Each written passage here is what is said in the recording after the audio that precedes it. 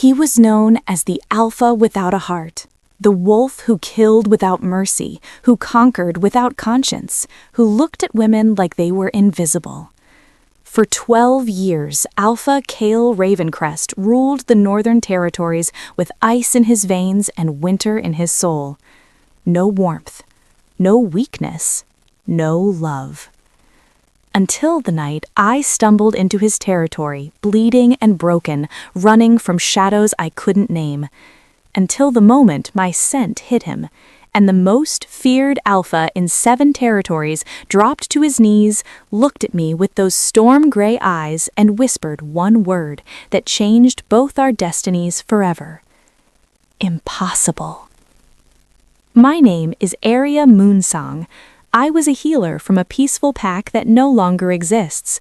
I knew nothing of war, nothing of darkness, nothing of the brutal world beyond my village, and I definitely knew nothing about being fated to a monster.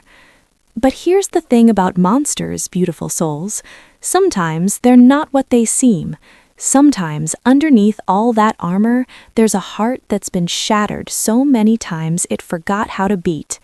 And sometimes, just sometimes, you're the one meant to make it beat again. This is our story, a story of a vow broken, a heart thawed, a love that defied everything, including death itself. Welcome to Destined Hearts.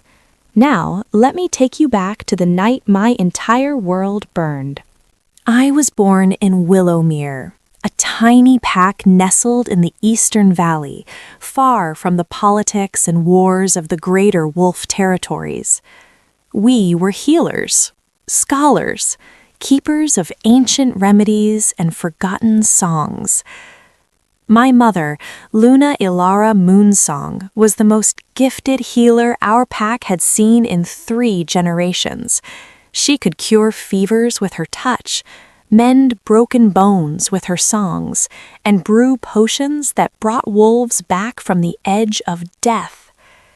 My father, a gentle scholar named Tobias, spent his days transcribing ancient texts and teaching the pups our history. And me, I was their miracle child, born under a blood moon after my mother had been told she could never conceive. You are our gift from the moon goddess, my mother used to say, pressing her forehead to mine, our precious Arya, our song in the silence. I grew up surrounded by love, by laughter, by the certainty that the world was kind and good and safe. I was so naive. The night everything changed, I was 21 years old. It was the Harvest Festival, our most sacred celebration. The entire pack had gathered in the village square, dancing around bonfires, sharing food and drink and joy. I remember laughing. I remember my father spinning my mother in a clumsy waltz. I remember thinking that I would live in this moment of perfect happiness forever. And then the screaming started. They came from the north, wolves the color of shadow and ash, with eyes that burned like hellfire. Dozens of them, maybe hundreds. They didn't announce themselves, they didn't demand, they simply attacked. I watched my neighbors fall, my friends, the elders who had taught me to read. I watched my father push my mother behind him, watched him shift into his wolf form, small and gray, never built for battle, watched him launch himself at an enemy wolf 3 times his size. He lasted 4 seconds, maybe 5. "Run!" my mother screamed, shoving me toward the forest. "Arya, run!" But I couldn't move.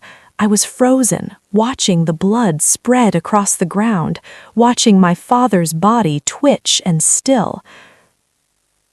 My mother grabbed my face, her eyes wild. "The old caves, you know the path. Run and don't look back. Don't stop. Don't trust anyone. Do you hear me?" Mama, I can't leave you. You must. She pressed something into my hand, a silver pendant shaped like a crescent moon. This was your grandmother's.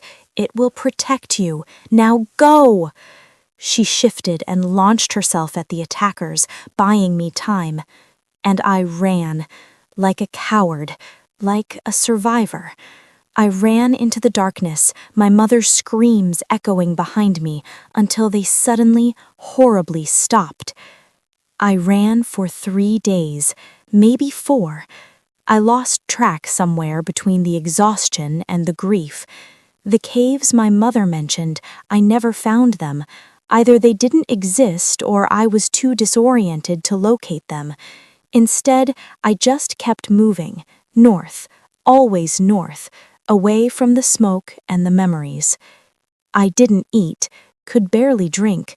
My wolf, Luna, usually a steady presence in my mind, had gone silent, retreating into shock. By the 5th night, I was delirious. I stumbled through a river, not caring that the water was ice cold, collapsed on the opposite bank, tried to stand, failed. This is where I die, I thought. Alone in a forest I don't recognize, with no one to even bury my bones.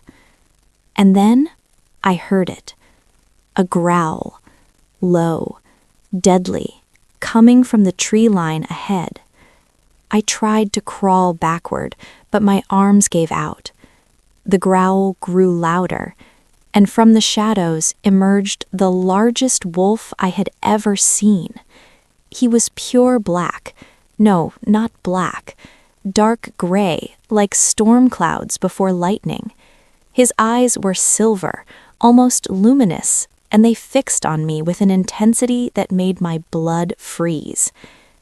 "Alpha," my wolf suddenly spoke, her voice distant but certain. "He's an alpha." I couldn't respond, couldn't move, couldn't do anything but stare at the massive predator stalking toward me. He stopped 3 feet away, and then he did something strange. He inhaled, deeply, and his entire body went rigid. The silver eyes that had been cold and predatory suddenly blazed with something else, something wild and desperate and almost pained. He shifted, and standing before me, naked and trembling with some emotion I couldn't name, was the most terrifying and beautiful man I had ever seen. Dark hair fell across his forehead, a scar curved from his left temple to his jaw. His body was a map of violence, muscles carved from warfare, skin marked with more scars than I could count. But his face looked like he'd seen a ghost. "Impossible," he whispered. And then, as consciousness finally abandoned me, I heard him say something else, something that made no sense, something that would haunt me for weeks to come. No, not her. Anyone but her. Then, everything went black. I woke up in a bed. A real bed. Soft and warm, with sheets that smelled like pine and something smoky. For one blissful moment, I thought I was home, that the massacre had been a nightmare, that I would open my eyes and see my mother's face. Then I opened my eyes and saw a stone ceiling, and remembered. I didn't cry. I had cried until my body had nothing left somewhere in the forest. Now there was just a hollow ache where my heart used to be. I sat up slowly, taking in my surroundings. The room was large, far larger than anything in Willowmere. The walls were dark stone, but furs and tapestries softened the harshness. A fire crackled in a massive hearth. Candles flickered on a wooden table nearby. And on that table sat a tray of food. Real food. Bread and cheese and what looked like some kind of stew. My stomach cramped violently at the sight. "Don't trust anyone," my mother's voice echoed in my mind. But I was so hungry, so weak. I wouldn't survive another day without eating. Resigned, I reached for the bread. It's not poisoned. Ah! I spun around and immediately regretted moving so fast. My vision swam. He was standing in the doorway, the man from the forest. In the firelight, I could see him more clearly now. He was dressed in dark clothing, simple but well made. His arms were crossed, his stance rigid, and his expression was cold, hostile, like he hated the very sight of me. "Eat," he commanded. "You're useless if you're dead." Useless for what? His jaw tightened. "Don't test me, little wolf. Eat the food or don't, but if you die in my territory, I'll have to deal with the inconvenience of disposing of your body." Stunned, I stared at him, trying to reconcile this cruel stranger with the man who had looked at me with such raw emotion in the forest. "Who are you?" I asked quietly. "Alpha Kale Ravencrest." He said it like the name should mean something. "You're an Ironhold pack, my territory." Ravencrest. Even in our isolated village, we had heard that name. The Alpha who had conquered 3 rival packs in a single year. The wolf who was rumored to have killed over 100 enemies with his own claws. The leader so ruthless that other Alphas called him the wolf without a heart. I was in the territory of the most dangerous Alpha in the realm, and he was looking at me like a problem he wanted to make disappear. Why did you bring me here?" I asked, pulling the blanket tighter around myself. "If I'm such an inconvenience." Something flickered across his face, there and gone too fast to read. "My beta found you at the border. Pack law requires me to interrogate trespassers before deciding their fate." Interrogate? Who are you? Where are you from? Why were you on my land? My name is Arya Moonsong. I'm from Willowmere, or I was. My voice cracked. Everyone is gone. I've been running for days. I didn't know where I was going. I was trying to survive. If I expected sympathy, I was disappointed. His expression remained stone. "Willowmere, the healer pack." "You know of us?" "Knew." The correction was deliberate. "Cold. Word travels fast. Your pack was wiped out 5 nights ago. No survivors reported." No survivors. Somehow, hearing it stated so bluntly made it more real, more final. "I survived," I whispered. "So it seems." We stared at each other across the room, him hard and unyielding, me fragile and lost. "What happens now?" I finally asked. His jaw worked like he was grinding his teeth, his hands clenched and unclenched at his sides. "You stay," he said abruptly, "until I decide what to do with you." And without another word, he turned and walked out, slamming the door behind him. Bewildered, I stared at the closed door for a long moment. Until he decides what to do with me? I should have been terrified. I probably was terrified. But underneath the fear, underneath the grief and confusion, I felt something else, something I couldn't explain. A pull, a warmth in my chest that flared every time he looked at me. What is happening to me? Scene transition. Over the next few days, I learned several things about Ironhold Pack. First, it was massive. The pack compound alone was the size of my entire village, and the territory stretched for miles in every direction. Second, everyone was afraid of their alpha.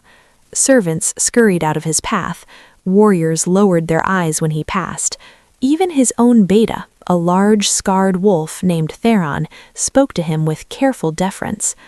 Third, Kale Ravencrest avoided me like I carried the plague. After that first confrontation, I barely saw him. My interrogation never happened. I was given a room, food, and the freedom to walk the grounds, but nothing else. No answers, no explanation, no interaction with the terrifying alpha who had brought me here. By the fourth day, I had had enough. "I want to see him," I told the servant who brought my meals, a kind, nervous young woman named Blythe. "The Alpha? Oh, no, miss, that's not— he doesn't take visitors, especially not— Not what? Not anyone." She wrung her hands. "Please, miss, just stay in your room. It's safer." Safer from what? Am I his prisoner? His guest? I don't even know what I am here. Blythe's eyes went wide with panic. "Please keep your voice down." "Why? Is he going to kill me for speaking too loudly? He might as well. At least that would be something." The door banged open, and there he was, standing in the doorway, his silver eyes blazing. Blythe squeaked and fled. "You wanted to see me," Cale said, his voice dangerously quiet. "Here I am." I refused to back down, even as my heart hammered in my chest. "I want answers. Why am I here? What are you going to do with me? You said you'd decide my fate, but you haven't said a word to me in 4 days, so either tell me what's happening or let me go." His control cracked slightly. "You want to go?" He stepped closer, and I caught his scent, storm and smoke and something deeper, something that made my wolf stir.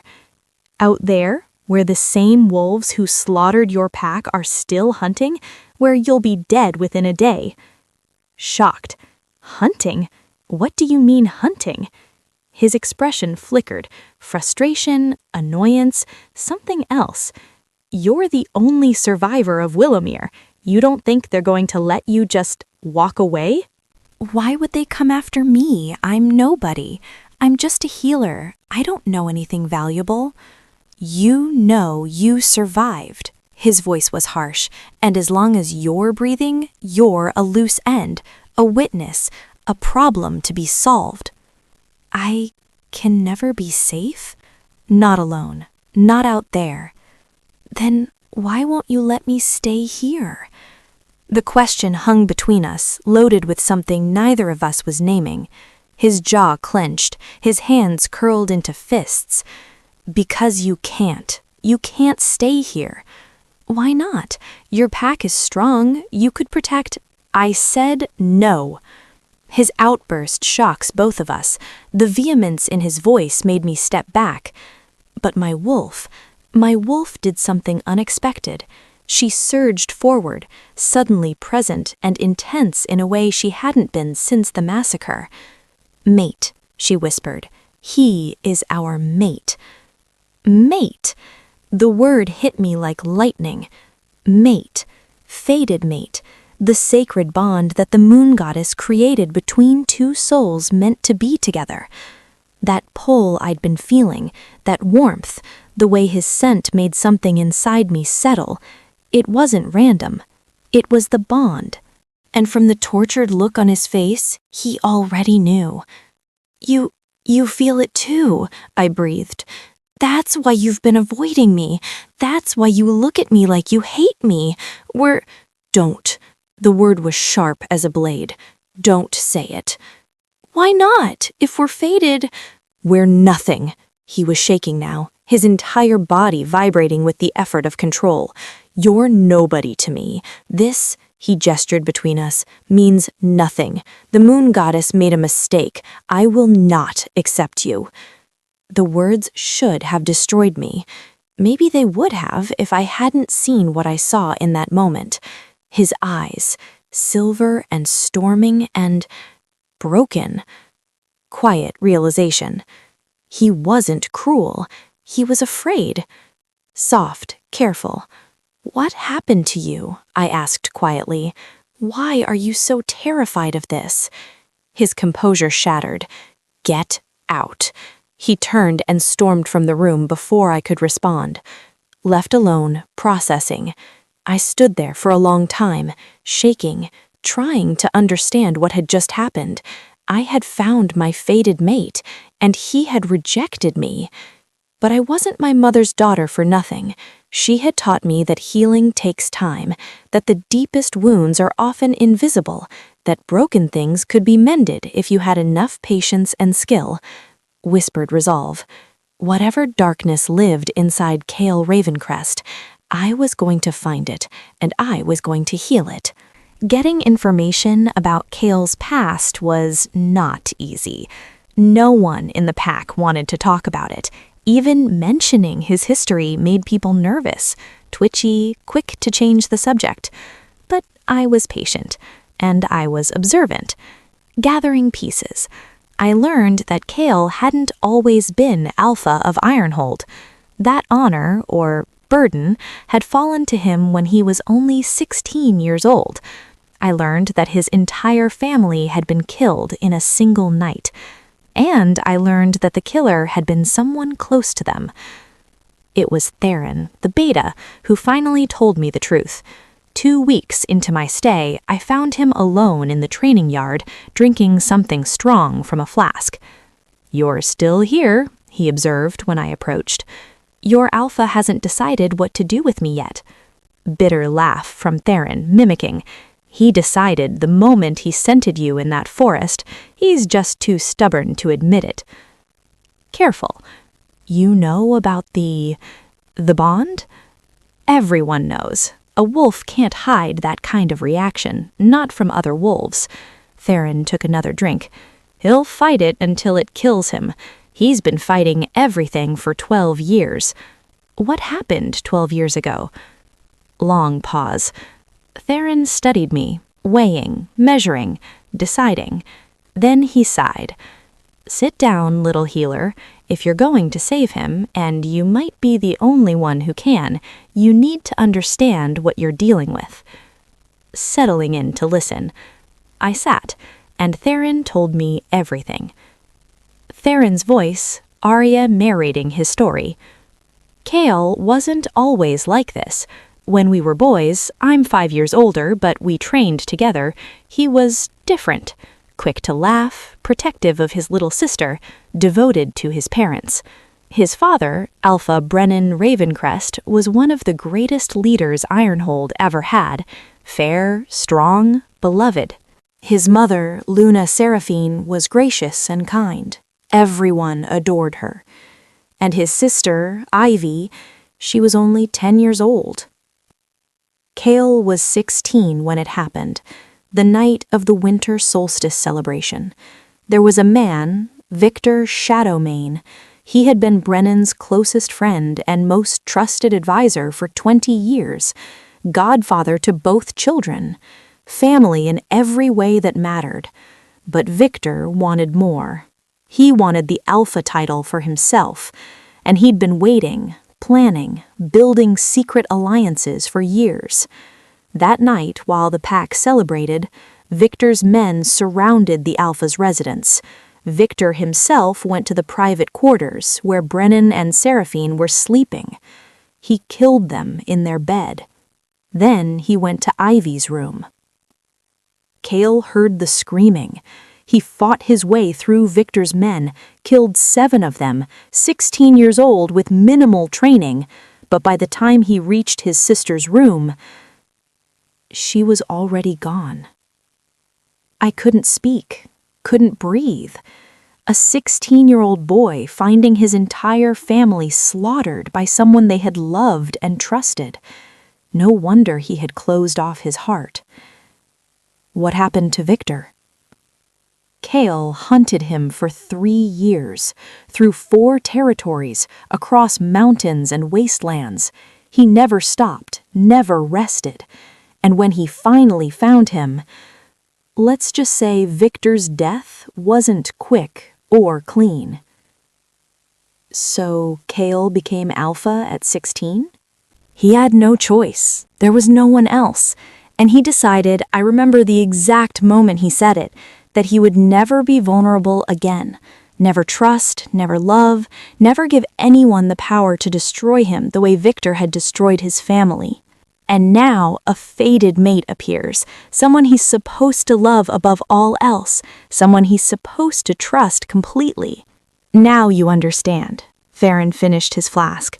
You're not just fighting his stubbornness, little healer. You're fighting 12 years of trauma, 12 years of walls, 12 years of convincing himself that isolation is the only way to survive. How do I reach him? I don't know if you can, but I know this. If anyone has a chance, it's you. The bond is the one thing even he can't completely control, and every day he resists it, it gets stronger, harder to ignore. So I wait? You stay. You show him that not everyone who gets close to him will betray him. You let the bond do its work. Theron stood, pocketing his flask, and you pray to the moon goddess that he breaks before you do. The weeks that followed were a study in patience. Kyle continued to avoid me, but the territory wasn't infinite, and neither was his willpower. We crossed paths in the library one afternoon. He froze when he saw me. I pretended not to notice and continued reading my book on northern medicinal herbs. After a long, tense moment, he sat across the room and opened his own book. We didn't speak, but he didn't leave either. It felt like victory. A week later, I was helping in the infirmary. The pack healer had heard about my training and cautiously welcomed my assistance when Kyle appeared in the doorway, a gash on his forearm dripping blood. "Training accident," he said gruffly to the healer. "Just bandage it." "I can do it," I said quietly. The healer looked between us, clearly terrified of getting in the middle of whatever was happening. Kyle's jaw tightened, but he sat down on the cot. Intimate tension. I cleaned the wound carefully, trying to ignore the electricity that sparked every time my fingers touched his skin. He watched me in silence, his breathing slightly uneven. "You're good at this," he finally said, the first voluntary words he'd spoken to me in weeks. I was training to be the next pack healer before... I know, his voice was unexpectedly soft. "I'm sorry about your pack." I looked up then. His silver eyes held something I hadn't seen before. Not coldness, not hostility. Understanding. Shared grief. "Thank you," I whispered. He nodded once and looked away. I finished bandaging his arm in silence, but something had shifted between us. A crack in the ice. Small, but real. The cracks multiplied over the following weeks. A nod of acknowledgement when we passed in the hallway, a brief conversation about the weather during breakfast. A moment in the garden when I caught him watching me, and he didn't immediately look away. And then came the night of the nightmare. I woke to the sound of screaming, raw, agonized screaming that echoed through the stone corridors. I was out of bed and running before I fully processed what I was doing. The screaming was coming from the Alpha's chambers. Guards stood outside the door, their faces carefully blank, clearly accustomed to this. "What's happening?" I demanded. "Is he hurt?" "Nightmares," one guard said shortly. "He has them often. He'll stop soon." "You just leave him like that? Alone?" "No one is allowed in the Alpha's chambers." I pushed past them before they could stop me. Kale's room was dark, lit only by dying embers in the fireplace. He was thrashing in his bed, tangled in sheets, his face contorted in agony. "Ivy!" he screamed. "No, Ivy!" He was reliving it. Every night, maybe, he was reliving the worst moment of his life. I sat on the edge of the bed and took his hand. "Kale," I said softly. "Kale, wake up. You're safe. You're here. Wake up." He jerked upright, eyes wild, gasping for air. For a moment, he didn't seem to see me. He was still trapped in the past, still watching his sister die. "It's okay," I whispered, holding his hand tighter. "It's okay. It was a dream. You're here. You're safe." Slowly, recognition filtered into his eyes. "Arya?" His voice was hoarse, broken. "I'm here." He stared at me for a long moment, his hand trembling in mine. And then he did something that shattered every wall I had built around my own heart. He pulled me toward him, not violently, not demanding, just seeking. I wrapped my arms around him, and he buried his face in my neck, breathing in my scent like it was the only thing keeping him anchored to reality. "Don't go, please. Just don't go." "I'm not going anywhere," I promised. We stayed like that until dawn, his body slowly relaxing against mine, his nightmares held at bay by my presence. And somewhere in those dark hours, I realized that I wasn't just trying to heal him anymore. I was falling in love with him. The peace didn't last. It never does in stories like ours. A week after the nightmare, Theron burst into the dining hall during breakfast, his face grim. "We have a problem." Kale was on his feet immediately. "Report." "Scout Patrol found 3 bodies at the eastern border. Wolves, not from any pack I recognize." Theron hesitated. "They were carrying this." He placed something on the table. A banner. Black silk with a red serpent coiled in the center.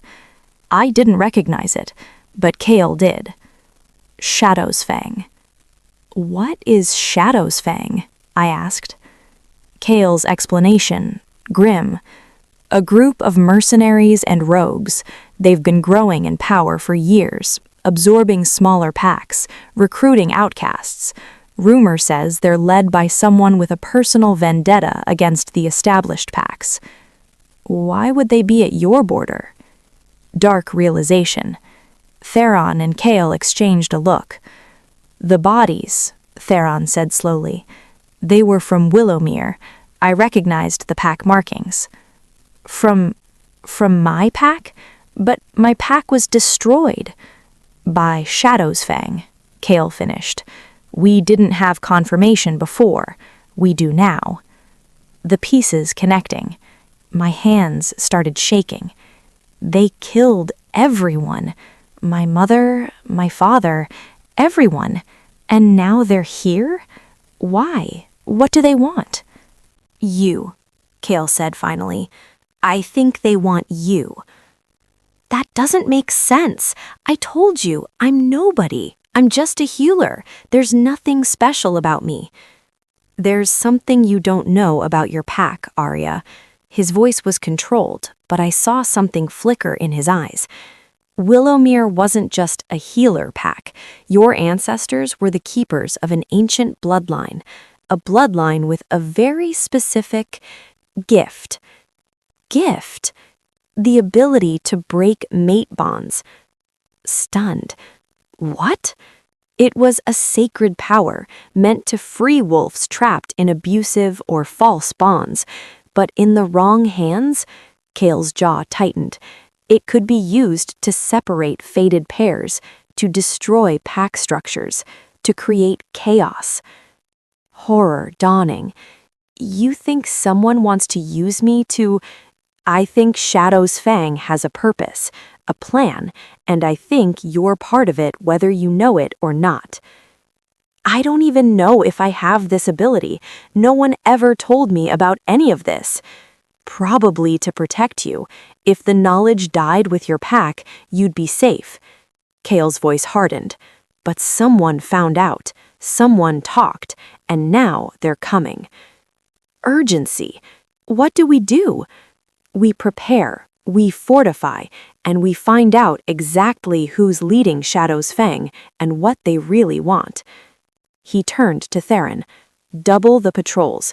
Call in our allies. We go to war footing immediately." "And her?" Theron gestured toward me. Kale's eyes met mine. "She stays with me, at all times." It wasn't a demand, it was a promise. Time jump, preparations. The next few days were chaos. Warriors trained from dawn to dusk. Messages flew to allied packs. The entire compound transformed into a fortress. And Kale stopped pushing me away. Not that he became warm and open, that would be too much to ask, but he included me in strategy meetings, walked me through the compound's defenses, taught me basic combat moves, just in case. "Your stance is wrong," he said during one session, moving behind me to adjust my posture. His hands on my hips sent electricity through my entire body. I heard his sharp intake of breath, felt his fingers tighten briefly. "Better," he said, roughly, stepping back too quickly. "Progress." The night before battle, the scouts confirmed a large force moving toward Ironhold territory. Shadow's Fang would reach us within 2 days. That night, I found Kale on the battlements, staring at the distant tree line. "You should be resting," I said, joining him. "So should you." We watched the stars in silence for a long moment. "Arya," his voice was quiet, rough with something I couldn't name. "If something happens tomorrow, nothing is going to happen. If it does," he turned to face me, his silver eyes intense. "I need you to know. I need to tell you." The words seemed to physically pain him.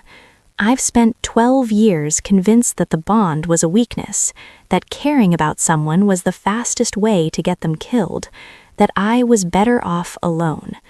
But you," he reached out, his fingers hovering near my face, like he was afraid to touch me. "You make me want to be wrong. You make me want to try, even though it terrifies me, even though I don't know how." I closed the distance, pressing my palm to his scarred cheek. "That's enough," I whispered. "Wanting to try, that's enough for now." He kissed me then, fierce and desperate, and full of everything he couldn't say.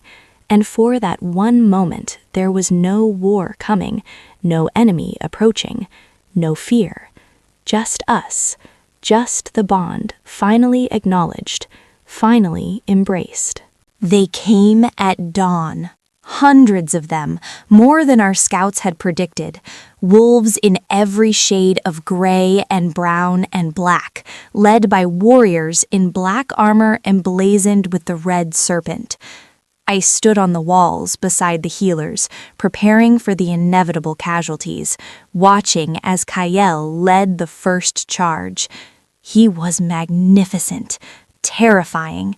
His wolf form was massive, nearly twice the size of most warriors, and he tore through the enemy lines like a force of nature. But there were so many of them.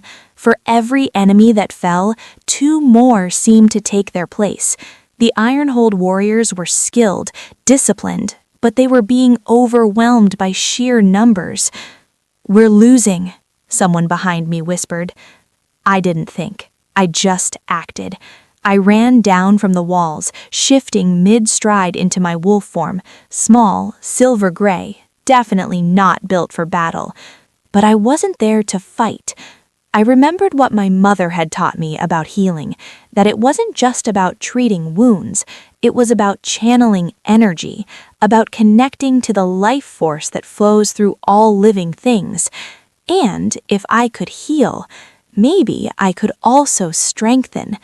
I threw myself into the battle, not attacking, but running between our warriors, touching them, pouring every ounce of energy I had into bolstering their strength, their speed, their healing. Everywhere I went, our wolves fought harder, recovered faster, pushed back against the tide. "Arya!" Kyle's roar cut through the chaos. "What are you doing?" "Helping!" I couldn't see his expression in wolf form, but I felt his fury and fear through the bond. And, underneath it, grudging admiration. With my help, the tide began to turn. The enemy forces faltered, confused by our sudden renewed strength. And then, a horn sounded from the north. Allied packs, 3 of them, pouring over the hills like an avenging wave. The battle shifted decisively in our favor.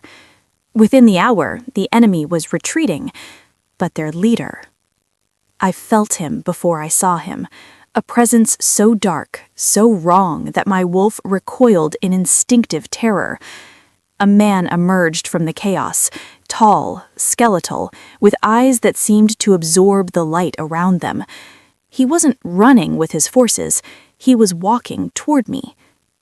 "So, he said, his voice like dry leaves scraping stone. You're the last Moonsong, the keeper of the bloodline. Who are you? I am Lord Malachar, and I killed your entire pack to draw you out. He smiled, a terrible, empty expression. You have something I need, a power that's been passed through your bloodline for generations, and you're going to give it to me. A black blur slammed into Malachar, knocking him away from me. Kale! He shifted back to human form mid-tackle, pinning Malachar to the ground. You don't touch her, he snarled. Ever. But Malachar just laughed. Oh, Alpha Ravencrest, you still haven't figured it out, have you? Who I really am? Who sent me? Victor Shadowmane didn't work alone when he killed your family. He had a partner, a brother in shadow. Kale's grip faltered. Victor is dead. Victor is dead, but his vision lives on, and your family's blood is just the beginning of what we're owed. Malachar's body erupted with shadowy energy, throwing Kyle backward. He rose, darkness swirling around him like a living thing. I've spent 12 years building Shadow's Fang, 12 years preparing, and now, with the Moonsong power, I'll finally... Something snapped inside me. All the grief, all the rage, all the power I didn't know I had. It erupted. Light exploded from my hands, pure silver, blazing like the moon itself. It struck Malachar mid-speech, cutting through his darkness like a blade through smoke. He screamed. I didn't know what I was doing. I was running on instinct, on desperation, on love for the man lying wounded in the dirt. The light grew brighter, the shadow retreated, and Malachar began to dissolve. This isn't possible, he gasped. You don't know how to use it. You can't. I don't need to know, I said, my voice echoing with power that didn't feel entirely my own. I just need to want to protect what I love. One last surge of light, and Malachar was gone. Nothing left but ash and the fading echo of his scream. I fell to my knees, completely drained. Strong arms caught me before I hit the ground. Kyle. You impossible woman, he said, his voice cracked with emotion. You absolutely impossible woman. Did we win? He laughed, actually laughed, and pulled me against his chest. We won, we won. I slept for 3 days. When I finally woke, I was in Kale's room, in his bed, with him sitting beside me, looking like he hadn't slept or eaten since the battle. You're awake. He grabbed my hand like he was afraid I'd disappear. How do you feel? Like I got hit by a mountain. I tried to sit up and immediately regretted it. What happened after you single-handedly destroyed the most dangerous dark wolf in the territories? His voice was strange, odd almost. Word spread fast. You're being called the Moon's champion. Apparently, the power you displayed, it hasn't been seen in centuries. I don't even know how I did it. Neither do the scholars, but they're very excited to figure it out. Not to mention your father. He paused. When you're ready, no pressure. Who are you, and what have you done with the grumpy alpha who wanted me dead? His expression softened in a way I had never seen before. He met his mate, and she showed him that love isn't weakness. He raised my hand to his lips. Love is strength, the only strength that matters. Kale, his confession. I love you, Arya. I fought it, I denied it, I tried everything to make it stop, but it never did. And after almost losing you, his voice broke. I don't want to fight it anymore. I don't want to be cold anymore. I want to be the mate you deserve. I love you too, I whispered. I think I loved you from the moment you looked at me like I was impossible. You are impossible, impossibly brave, impossibly kind, impossibly perfect for me." He leaned down and kissed me, soft and sweet and full of promise, and when he pulled back, his eyes held a question. "Be my Luna, Arya. Let me spend the rest of my life proving that I can be worthy of you." "Yes," I said, pulling him back down. "Yes, yes, yes." 6 months later, the mating ceremony happened on the first full moon after my recovery. All 7 territories sent representatives.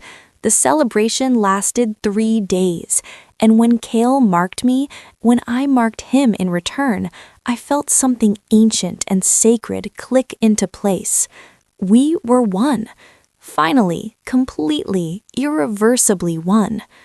6 months later, I stood on the same battlements where we had once watched the enemy approach, but now the view was different. Pups played in the training yard below, warriors sparred with laughter instead of desperation. The compound, once cold and fortress-like, had transformed into a true home. Chaol joined her. "You're thinking too loudly," Chaol said, wrapping his arms around me from behind. "I'm thinking about how different everything is, how different you are." I had a good teacher. He pressed a kiss to my mark, the scar at my throat that proved I belonged to him. A stubborn, impossible, impossibly wonderful teacher. Stubborn? I preferred determined. You would. We stood there in comfortable silence, watching our pack, our family thrive. "Chaol?" "I have something to tell you." He tensed slightly, instinctive protectiveness flaring. "What's wrong?" "Nothing's wrong." I turned in his arms, taking his hand and pressing it to my still flat stomach. "Everything is very, very right." His eyes went wide. You're... I'm pregnant." I smiled at his stunned expression. "You're going to be a father." His eyes widened. Then he swept me into his arms, spinning me around, laughing with pure, unbridled joy. "A pup," he breathed. "We're having a pup." "We're having a pup." He set me down gently and dropped to his knees, pressing his forehead to my stomach. "I'm going to be better," he whispered. "To me, to our child, to himself. I'm going to be the father mine never got to be for long enough. I swear it." I ran my fingers through his hair. "You already are," I said softly. "You already are." So that's my story. The story of a girl who lost everything and found so much more. The story of a wolf who swore never to love and was shattered by love anyway. I was just a healer from a tiny pack. He was the most feared alpha in the realm, but the moon goddess knew what she was doing. She knew that his broken heart needed my gentle hands, and she knew that my lost soul needed his fierce protection. Together, we found what neither of us knew we were looking for: home, healing, and a love that will echo through generations. Some stories end with happily ever after. Ours ended with something better. Finally, exactly where we belong. And that, beautiful souls, is where Arya and Chaol's story ends. I hope it touched your heart the way it touched mine to tell it. I hope it reminded you that healing is possible, that walls can come down, that love, real, true, faded love, is worth every bit of fear and risk. Now, if you're still here with me, and I really hope you are, I need you to do a few things. First, drop a comment. Tell me where you're watching from. Tell me your favorite part of the story. Tell me if you cried, because I definitely did while writing this. Second, hit that subscribe button if you haven't already. We have so many more stories coming, each one more magical than the last. And third, share this with someone who needs to hear that it's okay to let your walls down, someone who's been afraid to love, someone who needs a reminder that their story isn't over. Speaking of more stories, next week I have something special for you. A tale about a wolf princess forced into an arranged marriage with her enemy's alpha, only to discover that he's her fated mate.